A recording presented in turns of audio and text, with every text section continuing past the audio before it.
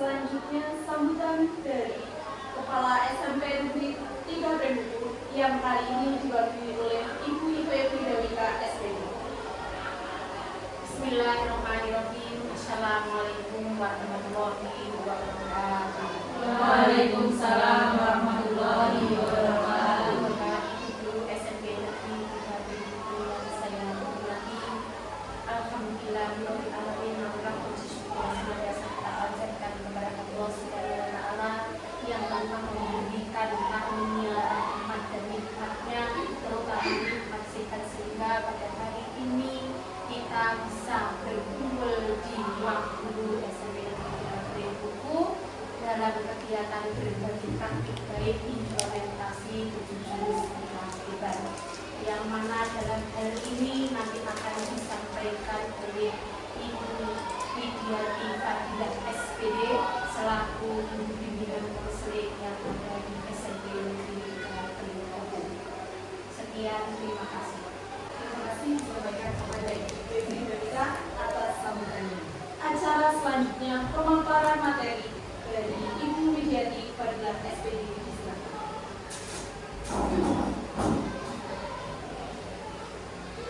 Assalamualaikum warahmatullahi wabarakatuh. Waalaikumsalam warahmatullahi wabarakatuh. Selamat pagi dan terima kasih waktunya yang diberikan kepada saya. Di sini saya akan menyampaikan implementasi 7 jurus keterampilan.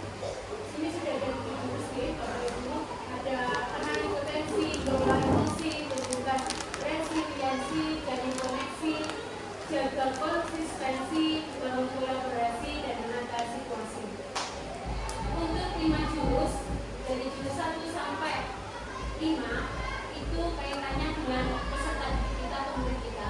Sedangkan untuk jurus 6 dan 7 itu adalah sistem. Bagaimana sistem sekolah nanti membangun kolaborasi dan menangkal situasi agar terciptanya lingkungan pembelajaran yang nyaman dan menggembirakan. Dan kali ini saya semuanya tidak akan saya jelaskan. Saya hanya mengambil jurus yang telah saya implementasikan kepada anak-anak.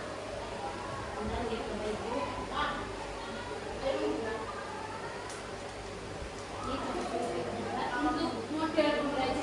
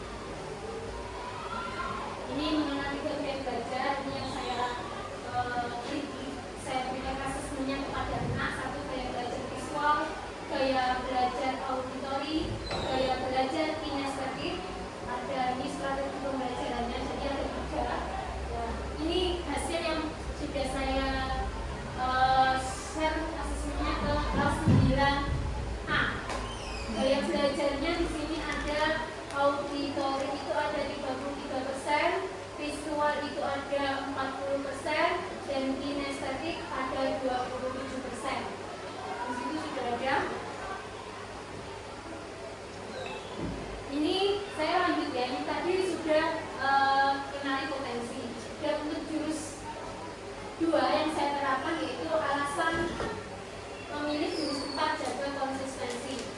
Itu sudah tertera, saya memilih jurus 4 ini karena murid kelas 9 berada pada tahap akhir pendidikan di tingkat sekolah menengah pertama SMP dan persiapan transisi ke jenjang pendidikan yang lebih tinggi ke jenjang pendidikan selanjutnya yaitu SMA, SMA, dan SMK. Pada fase ini seringkali ditemukan bahwa pencapaian akademik siswa tidak optimal dalam usaha belajar dan penerapan disiplin diri. Adanya beberapa pelanggaran yang dilakukan beberapa siswa kelas 9 dalam mematuhi aturan. Padahal pada dasarnya kita sudah menerapkan yang namanya keyakinan kelas di setiap kelas atau di setiap makro, yaitu menerapkan disiplin positif. Masih ada anak-anak yang melanggarnya. Dan sama seperti jurus ke-1, saya juga menerapkan tahapan ARKA. Di sini ada aktivitas, refleksi, konsep, dan aplikasi. Untuk aktivitasnya, saya meminta siswa menuliskan 3 tugas harian sekolah atau rumah yang sering gagal mereka selesaikan secara konsisten. Juga meminta siswa menuliskan 3 hal kecil yang selalu berhasil mereka lakukan di setiap hari. Misalnya saya juga memberikan asesmen sederhana mengenai kebiasaan positif dan negatif. Untuk refleksinya, guru mereka memfasilitasi diskusi kecil, yaitu terdiri dari 1 dan 2 orang itu. Untuk konsepnya sama seperti penerapan jurus 1, yaitu saya memberikan materi mengenai jurus jaga konsistensi. Aplikasinya bagaimana anak bisa menerapkan dari hasil yang saya sampaikan. Anak membuat kolom yang nantinya akan dijadikan kebiasaan. Dari daftar tersebut nanti juga ada tindak lanjut dari saya. Untuk materinya ini ada kesadaran PS paksaan. Di sini ada kebutuhan dasar manusia, nilai ekonomi kemerdekaannya, terus ada mengapa kita tidak suka dipaksa dan diperintah. Karena saya sendiri juga tidak suka dipaksa dan diperintah, apalagi peserta didik kita.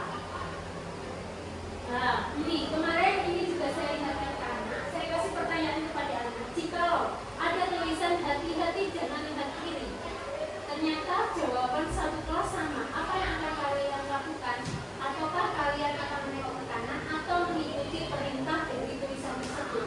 Ternyata semuanya mengikuti perintah dari tulisan tersebut. Jadi semuanya menjawabnya, ya Bu, saya lihat ke kiri karena di situ timbullah rasa penasaran dan rasa keingintahuan. Di sebelah kiri ada apa? Kesadaran PS paksaan. Ini. Terus selanjutnya saya juga menjelaskan kepada anak. Di sini ada 10 tombol ajaib daya perintah dalam diri, yaitu ada kesenangan, kebahagiaan, keingintahuan, minat, tujuan, kebutuhan, manfaat, tantangan, keyakinan, dan makna. Di situ ada 10 tombol. Bagaimana nantinya si anak ini bisa menerapkan 10 tombol ini sehingga apa yang dia kerjakan itu berasal dari kesadarannya, bukan dari paksaan kita sebagai bapak ibu guru. Ini kebiasaan. Selanjutnya bagaimana kebiasaan terbentuk. Di sini ada pengunjung, gairah, terus ganjaran, dan selanjutnya dari gairah ke tindakan dan ganjaran.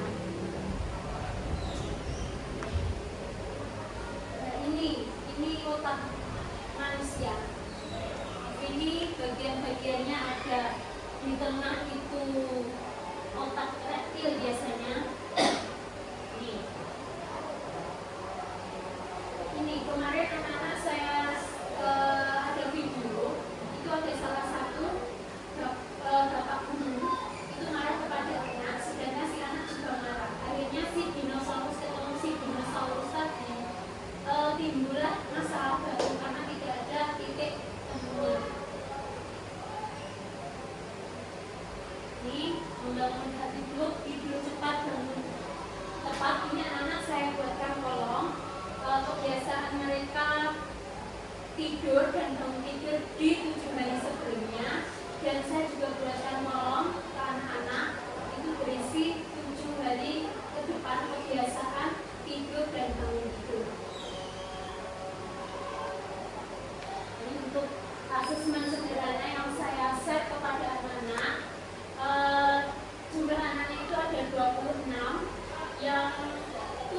kebiasaan negatif ada 14% dan kebiasaan positif ada 86%. Ya, terima kasih. Terima kasih Bapak Ibu sudah mengikuti pemaparan atau mendengarkan pemaparan saya mengenai 7 jurus BK.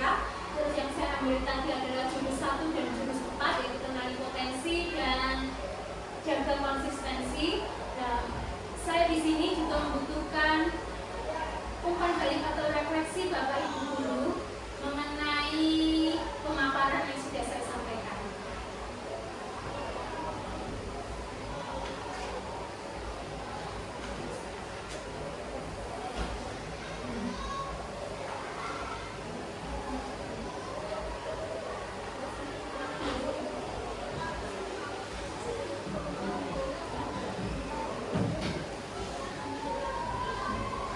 Terima kasih Bapak Ibu sudah menyempatkan waktunya untuk mengikuti pemaparan atau praktek baik saya mengenai jurus BK, dan waktu dan tempat saya kembalikan ke pembawa acara. Terima kasih kepada Ibu Widyati Fadila yang sudah menyampaikan materi yang sangat luar biasa. Sebelum mengakhiri acara ini, apakah ada pertanyaan untuk perwakilan kita dari Bapak Ibu yang ada di ruangan ini? Ya, silakan Bu Aja. Terima kasih waktunya yang telah diberikan. Di sini saya ingin bertanya sedikit saja. Tadi dari Bumi mengatakan bahwa terdapat asesmen ya di Alkitab. Apabila asesmen di Alkitab itu tadi digunakan untuk mata pelajaran lainnya, apakah bisa? Terima kasih Bu. Di Alkitab itu ada beberapa pilihan tes dari gaya belajar berdasar maksimum dan karir. Itu bisa panggilnya share ke anak-anak. Nanti jawabannya otomatis akan muncul. Berapa persen? Biasanya persenan. Kemarin saya mencoba di kelas 9A, itu saya terapkan. Itu muncullah beberapa persen. Misal ada yang 75% itu visual, terus 25%-nya visual. Seperti itu.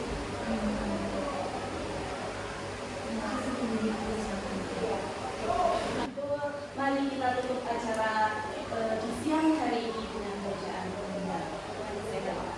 Alhamdulillah.